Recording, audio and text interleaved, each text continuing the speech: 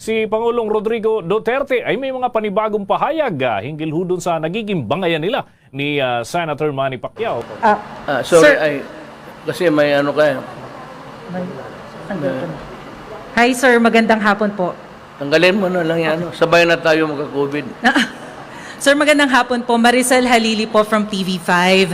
Sir, last Monday, after your talk to the people, Senator Manny Pacquiao released a list of government agencies na allegedly involved daw po sa corruption, which includes the DOH. How do you plan to respond to that, sir? Well, I will tell everybody that kung mention sila ni Pacquiao na may corruption, that they should cooperate 100%. Yung mga, alam mo, yung sa health, yung forward nila, yun yung mga accounts na bayaran ng World Bank pati Asian Development Bank. Ang yung papel doon, nandoon na pinumard na ata ni ano. So, if the Pacquiao does not know it, I've been telling people that itong gastos ng pandemic, naghiram tayo ng pera sa World Bank, and kung may obligasyon tayo, all they have to do, yung mga creditors can go to Bank, to the World Bank and claim their dues. Wala hong hinawakang pera.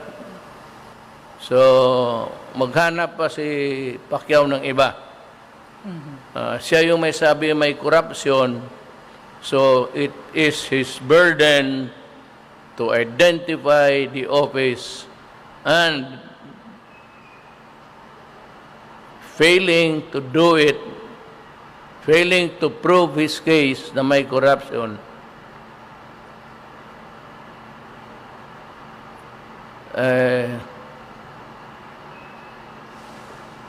mahirap talaga itong, you know, when you are a champion in boxing, it doesn't mean to say that you are a champion in politics.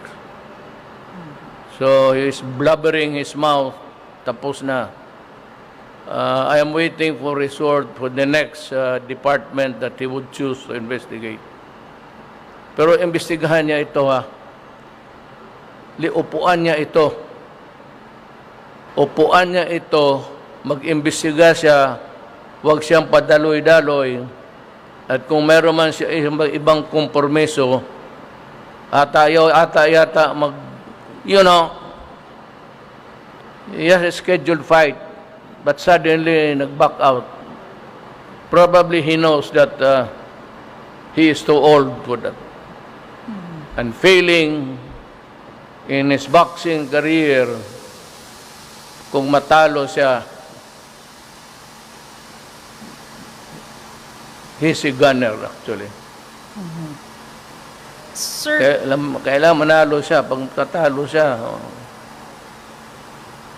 Sir, does it mean na Senator Manny Pacquiao is totally out of the picture when it comes to the presidential and vice presidential bet of PDP Laban? Does it mean that you will not support him in any way? well, actually, si Inday wala pa. We were holding, nirindahan namin yung kabayo namin.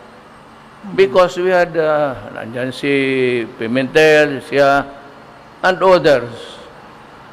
But suddenly, he could not maybe wait for the announcement that PDP will go for him. Ayun, nagwala. Nagsabi, corruption dito, corruption doon. He has been with government for so long a time as a senator. My question to Pacquiao is, bakit ngayon ka lang nagsalita? At bakit umatras ka doon sa boxing? Kasi alam mo, kung matalo ka, you are a gunner. Wala ka. Wala ka talaga.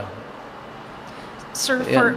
Those are your inconsistencies in your career. Tagahintay kami kung sino pa. Pero I expect him to sit in Congress Do not go anywhere. Finish and find out the corruption that you are talking about.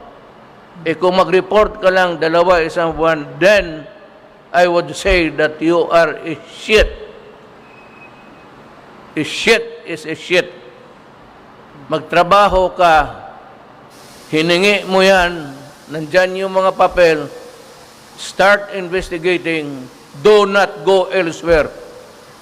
Comply first with your duty as a senator. Tapusin mo yan, nandyan yung mga papeles. Huwag kang pa-absent-absent. Okay. Salamat po, sir. Good afternoon, Mr. President. I'm Joyce Balancho from ABS-CBN. Just like to ask, sir, what's the final decision? Do you have a final decision whether or not you will run for Vice President? Because some are saying medyo confusing daw po yung recent remarks ninyo on You are alok from sa inyo. ABS-CBN? Yes, sir. So, ABS-CBN is expecting me to lose because they were campaign against me? No, sir. But what hindi So ko I'm na, just following up a story regarding a possible vice presidency that you might seek, since you've mentioned some of your sentiments in your previous public speeches. pang ano lang yun sa political leverage, you would know what is a lame duck. Kaya ikaw, hindi ka talaga papayag na maging shit ka rin. So nandito ka, you try to posturing yan political posturing so that they would not treat you badly. Kasi paalis na ako Ngayon, kung tatakbo ako ng Vice President, manalo ako.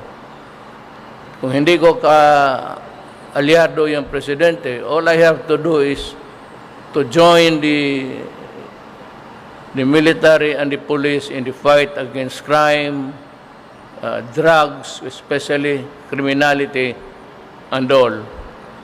And also maybe go around the ASEAN countries for a more cohesive relation between them. Kasi wala na ako Sir, you are down to your last year as president. Where do you plan to focus on? Again, I'm down to the last. Your last year as president, where Yeah. do you plan to focus on? What? Saan niyo po balak, sir, na mag-focus po in your last year as president? Oh. Apo. Yun, nasabi ko sa iyo. Maybe at this time you can say that maybe para to maintain the equilibrium sa lahat, consider me a candidate for the vice presidency at this time. Pero sabi ko naman, space, kasi si Romualdez, kasi I promised him, ganito ang nangyari niyan, ulitin ko. Noong bagong eleksyon, pagkatapos, nagpunta si Lord Velasco, si Speaker, pati si Cayetano, nag-ano sila kung sino talaga. Pumasok itong latecomer na si Romualdez. Sinabi ko kay Romualdez, I pulled him aside in one corner and I whispered to him, wag mo na lang guluhin because if you run for me vice president, I will support you. So if Romualdez would hang on to that commitment, sabi ko nga, if there is space lang, kung wala, Last na lang po for me, Mr. President, why didn't we call for the extension of Bayanihan 2 funds? I believe, sir, yung Bayanihan 2 law has already expired and some are saying sayang daw po na hindi po na-extend. There are many projects of the government, especially our COVID-19 response, that are not yet funded as of this time. Hindi ko nakuha ito, but ang ating kasing problema, the real problem can be answered in one statement. Yung supply. Right? at the beginning of the COVID, when everybody was scrambling to get hold of vaccines, were it not for China who donated, that was our first grab. And subsequently in trickles. Palit-liit lang, 50,000, ganon. Then another 1 million, I think, from COVID. Yan ang problema natin. I do not see any problem kay Galvez. I do not see any problem kay Health Secretary. Gusto nga nila paalisin. Sabi ko, bigyan mo ako ng rason na paalisin ko ito, si DOH. Wala akong nakitang kasalanan. Bakit ko tanggalin? Against the advice of the many, even cabinet members, sabi ko, I will stick with the man na walang kasalanan and working only, doing his job. There is no coherent reason why Duque should be out. Pero kung gusto niyang umalis, ibang istorya yan. Pero really, nahihiya ako. Mahiya ako mag-ano ng tao na walang kasalanan. After all, ako yung sabi sa kanya na join me here. Yung sa sinasabi ni mo sa vaccines, as they come. But remember that we have yung dumating ngayon should be intended for the second dose. Kailangan iuna muna sila. So when you say that there is 1 million, and if there is already 1 million vaccinated for the first time, that 1 billion will go to them for the second.